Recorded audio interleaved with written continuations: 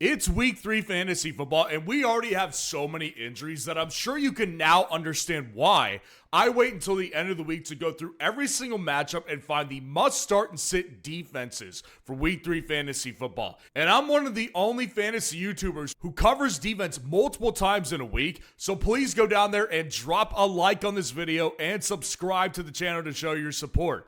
Now, get into our first matchup. We've got the battle of the backup quarterbacks, Cincinnati at the Minnesota Vikings. So obviously, if you don't know, Joe Burrow is basically out for the rest of the year, and J.J. McCarthy will not be playing this game. So what it is, it's going to be Carson Wentz at home versus Jake Browning and the Bengals on the road. Now, here's the problem for both of these two quarterbacks, right? Both of these guys were expected to start at the beginning of the week. So that means each team's defense has had the opportunity to be able to game plan for each backup quarterback. Well, a lot of times when backup quarterbacks come in the middle of the game, the defense wasn't game planning against that backup quarterback, so they'll probably have more success. This week, I expect a lower scoring matchup. And while I do think of Jake Browning as somebody who actually is a legitimate good backup quarterback in the NFL, I don't think that he's good enough to overcome Brian Flores' defense. I've got the Vikings defense still inside my top 10 from where they were when I first ranked my top 12 defenses, and I think that they're going to absolutely harass Jake Browning back there. Listen, the Bengals offensive line is what got Joe Burrow injured in the first place, and the Vikings are an aggressive defense led by Brian Flores. I expect minimal points, and I also expect possibly a couple turnovers and definitely some pass rush action going on with the Vikings defense. I expect them to be a really good play. And the Bengals defense, they're not that far outside my top 12 either, because of the fact, again, even though the Bengals defense is bad, and it is bad, they definitely have an advantage because this whole week they've been preparing for Carson Wentz to play this week. So I do expect the Bengals defense to be able to give him enough looks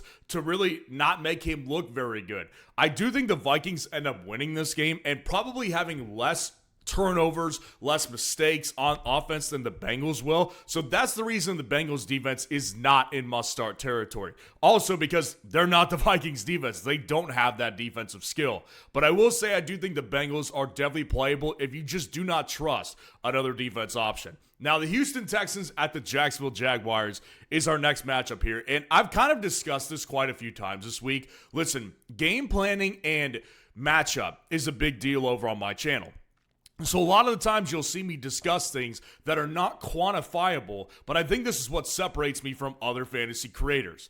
I think that the Texans are so much tougher than the Jags as a team that the Jags will take a step back offensively this week. Because the Jags have put up points on both teams that they've played this year, but if you look back, they played the Panthers defense in week 1 and the Bengals defense in week 2. They haven't had a real defensive test yet until this week. The Texans are really tough. They're going to be pissed in this game because they're 0-2. And I'm not even saying the Texans are going to win. I think they will win. But I think there's a world where they can lose and still be a solid defensive play. Because the Texans do have a really strong defense. Their front seven's really strong. They'll get after Trevor Lawrence. They'll be physical. I just expect the Texans to be a solid defensive play. They're not in my top 12, and they're not today, but I will say that the Texans are a legitimately good option. If you don't trust any of the other options inside my top 12. And the Jags defense, I get it. There's opportunity here, right? The Houston Texans offensive line is absolutely abysmal. I'm not here to argue with you on that, but what I am here to tell you is that the Jags defense, they're just not very good themselves. They've given up points to the Bengals last week in Jake Browning. They gave up not much points to the Panthers, but at the same time, the Texans have a good quarterback. CJ Stroud is a good player, and if they can offer some level of protection for him, I do expect that Houston Texans will put up points and probably not make the mistakes that the Bengals made last week or the Panthers made in week 1. So I'm not going to play the Jags defense this week, even though the opportunity is, in theory, 100% there. The Indianapolis Colts at the Tennessee Titans is our next matchup, and I really think this could be a very interesting matchup to watch.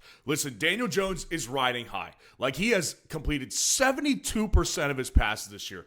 That's out, like, that is not real Daniel Jones numbers right there. That's why when I give team breakdowns, by the way, to premium members over at FS Roundup, when I've been breaking down teams that have Daniel Jones, I tell them the same thing. trade him right now. Sell him high, because this is a guy that is going to regress. You can count on that. And I think it could be as soon as this week versus the Tennessee Titans. Because let's face it, Tennessee has a real defense, guys. Like, they gave trouble last week to the Rams, who ended up scoring more than 30 points. I get that. But they gave them trouble. And they also gave the Broncos a lot of trouble in week 1. So I expect the Tennessee Titans to actually come up with some turnovers here and possibly get after Daniel Jones and that offensive line. In Indianapolis, while it is strong, Tennessee's got a really strong front seven as well. So it's strength on strength right there. I can bet that they come up with 3 sacks in this game. So I think the Titans are a solid play, but they're not inside my top 12 like the Colts are.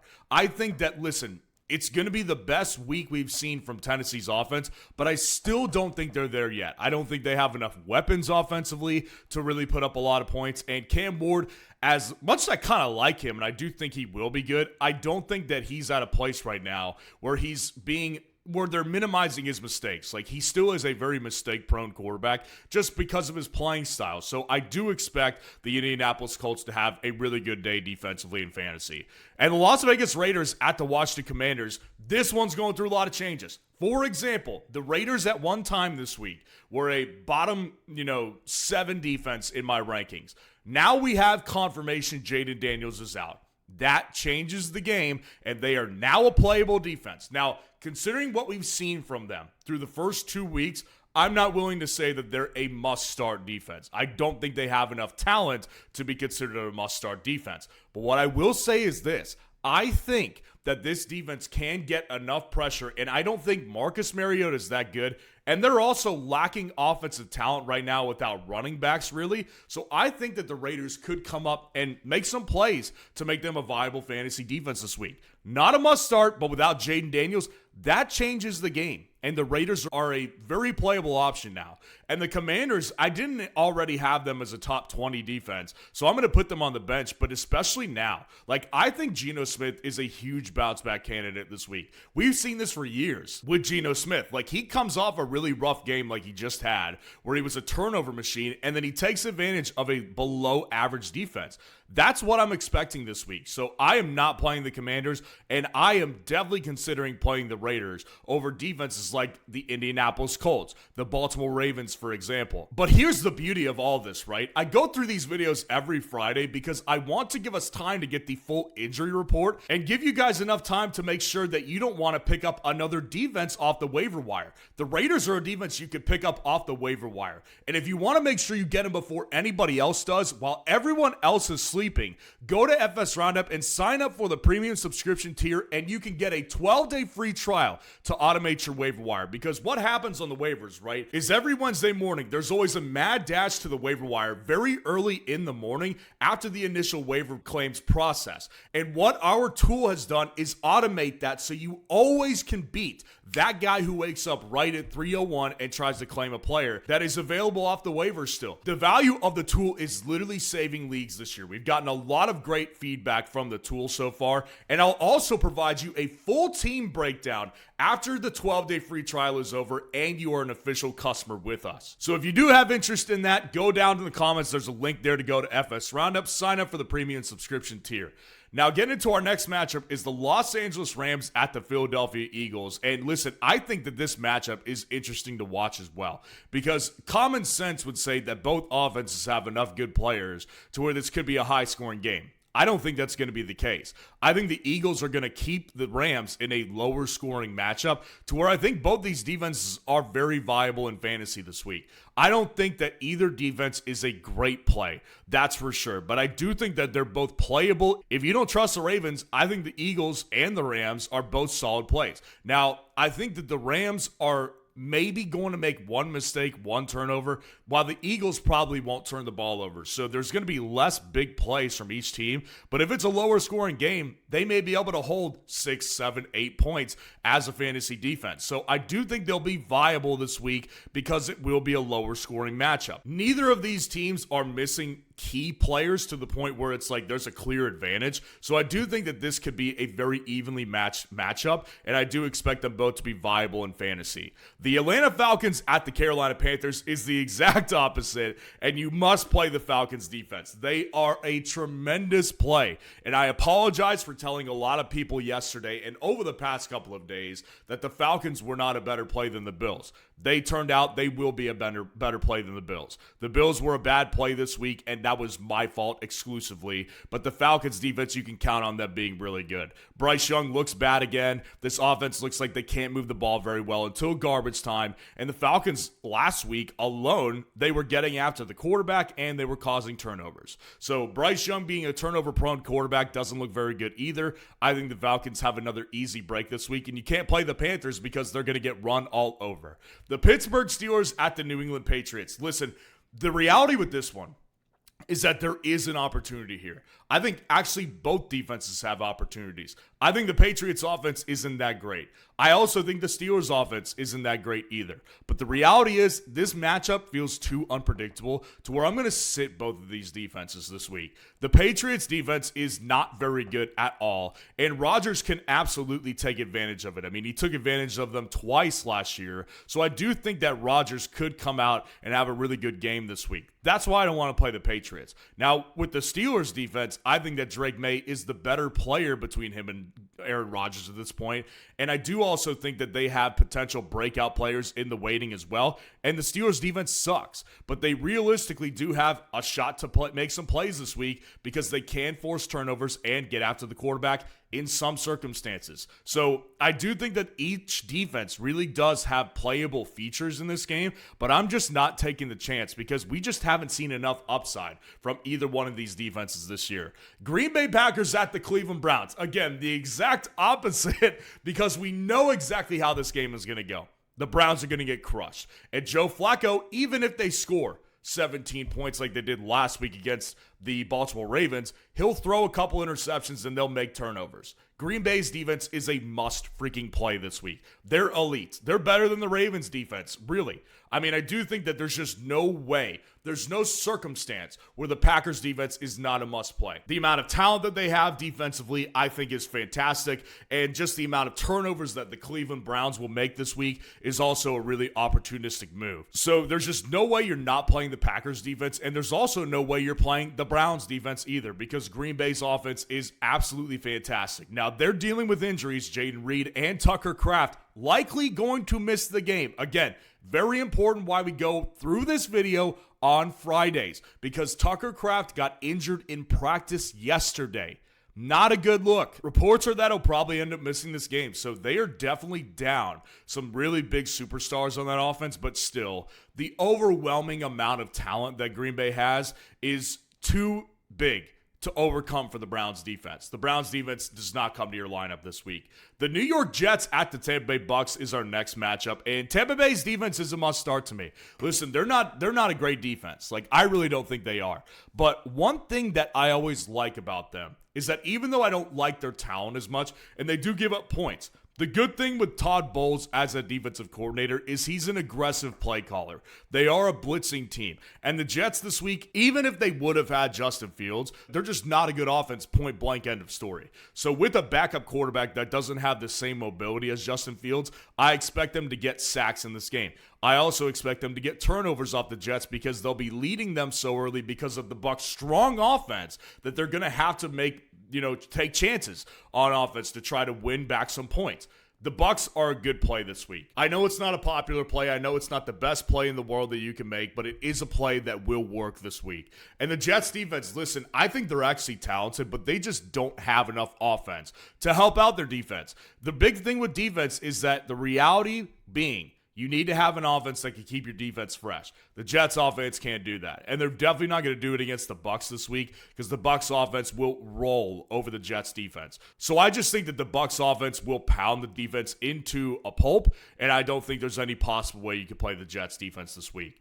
The Denver Broncos at the Los Angeles Chargers. This is another interesting matchup this week because the reality with this one is that the Los Angeles Chargers are a good defense, and the Denver Broncos are a good defense as well. And here's the other reality. One of these defenses won't do very good. I expect this game to be, there's a lot of different outcomes. I actually don't have many expectations. I think the Chargers will win, but I don't know how it happens. I don't know if it's an uglier game, and there's a lot of field goals that are being kicked, and maybe some turnovers from both sides. or the Chargers end up crushing the Denver Broncos. One of those two things can happen, but I will tell you this. The Denver Broncos' talent defensively, I still believe in 100%. Even off of a lower scoring week against the Colts last week, I expect the Broncos defense to be very solid. But I also will say this. The Chargers defense is very good, even while missing pieces. Khalil Mack is obviously a problem this week, and they already had other issues on that front seven. So the Denver Broncos could easily put up points in this game, or the Chargers defense will continue to overcome their shortcomings this year. So I think they're both playable because they're both so good and they've both been playing so well for the most part. But I also will say this. One of them will not work out, and that is a risk I'm willing to take. Are you willing to take that? The New Orleans Saints at the Seattle Seahawks is our next matchup, and the Seattle Seahawks is obviously a must-start. Their defense has been awesome this year. They're coming up with turnovers. They're getting after the quarterback. This is an aggressive defense that makes the fantasy plays that you want from a defense. And New Orleans offense, I will say this. They actually look more disciplined than I once thought they would be. They can move the ball. They don't have much talent, which means they won't put up many points, but they can move the ball. So the Seahawks defense is still at number 4 for me on the week right now. Buffalo had to be locked in, unfortunately, at number 1 because I don't want to change it after the game already happened. That's cheap. The Seahawks defense is still at number 4, and I do think that they're just a fantastic play this week. I mean, again, the Saints just can't move the ball enough to where they're going to get a lot of points on the Seahawks. The Seahawks will make them make mistakes, and they'll also be able to hold them to fewer points because the Saints just don't have enough talent. But I will say this, the Saints defense is an outside playable option. I'm not telling you to play them over the Raiders at this point. Don't play them over the Titans. Do not play them over a defense like the Los Angeles Chargers or the Denver Broncos. But the Saints can be played if you are in a pinch or in a deep league because the Saints defense is actually doing okay this year for the most part. And I will say that the Seahawks offense, I still don't believe that they have that much talent. It could look a lot similar to how it looked after the Jets played the Steelers, where they came back and you saw the real weaknesses of that offense. The Seahawks moved the ball with pretty much ease against the Steelers because the Steelers' defense is bad. I don't expect that to be the same case against the better defense versus the Saints. I do think that Saints are an outside playable option this week. The Dallas Cowboys at the Chicago Bears, both defenses are not playable. Make no mistake about this one. The Cowboys defense is bad. You do not want anything to do with them, even against the Chicago Bears, who I do believe are in major, major trouble right now. There's just no way I'm playing the Cowboys defense. They gave up 40 points basically to the New York Giants last week. The Bears offense is more talented than the Giants. They could make some plays. So I do not want to play the Cowboys, and I also don't want to play the Bears because the Cowboys offense looks pretty electric too. Shockingly so. So I do think that the Bears defense also, when you add in the fact that they're dealing with tons of injuries, particularly at the back four, that's a problem because Dak has looked pretty good to start the season. So there's just no way I'm playing either defense this week. It's unfortunate because I think the Bears, when fully healthy, are actually a really good defense. But this week, it is not the week to play the Bears defense. The Arizona Cardinals at the San Francisco 49ers. Typically, these NFC West matchups are lower scoring games, which means that defenses do come into play.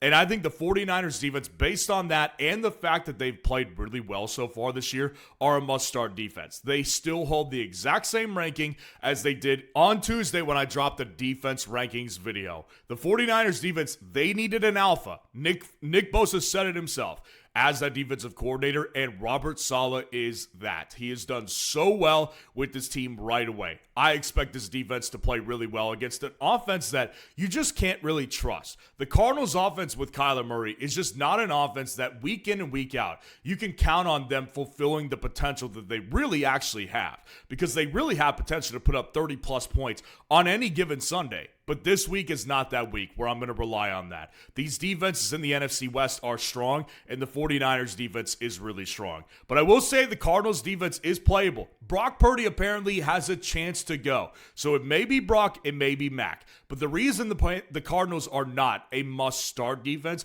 is because even if it's Mac Jones again, Mac has proven me wrong enough to where this guy can throw the ball and actually score points on another defense.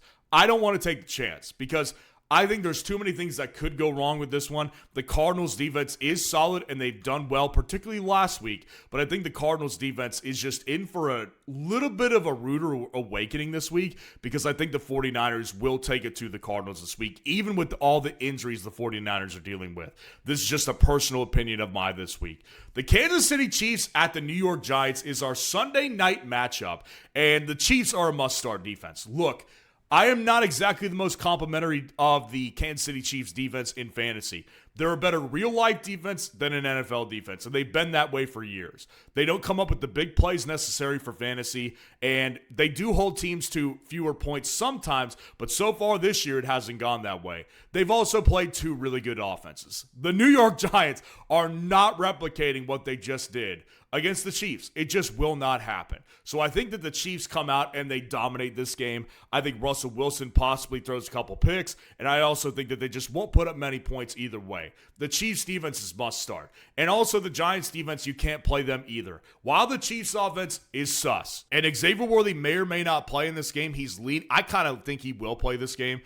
I just don't think the Giants defense is as good as I thought they were. I mean, they just gave up 40 points to the Dallas Cowboys, who, again, they look better offensively than I expected. But at the same time, man, I just do think that the Giants are going to get their butts whooped this week by a Chiefs offense that is 0-2 now and has Patrick Mahomes. Like, you just can't ignore those factors. When you've got Patrick Mahomes and Andy Reid as that quarterback and head coach duo, they're going to put up points this week against the Giants. In our Monday night game, the Detroit Lions at the Baltimore Ravens, I came out and said, this is a hot take this week, but it's going to happen. You watch. The Ravens will be a solid play this week, defensively. They are still inside my top 12. They are the number 12 defense I have this week. And while they are a top 12 defense, I will say just because of the potential of the Lions, they're not a must start. Obviously, I'm not discounting the potential the Lions have. What I am discounting is the Ravens are an excellent team against NFC teams because they have Lamar Jackson. Now, what does that have to do with defense, right? Well, what it has to do with defense is that if the Ravens get up to a 14-0 lead or a 17-0 lead early and the Lions are forced to throw the ball a ton, that's when Goff makes mistakes. Goff will throw picks. He is a mistake-prone quarterback. I think that's what happens. I think the Ravens get out to an early lead. Goff has to play from behind a bunch, and he makes mistakes in this game. I think the Ravens will be a fine play, and there is no chance I am playing the Lions defense. I get it. Last week was great. They're playing Lamar Jackson on the road in primetime. Do not touch the Lions defense this week. So let me know what defense you're riding with in Week 3 Fantasy Football. And if you want to see the full top 12 defense rankings for this week, click on this video right here.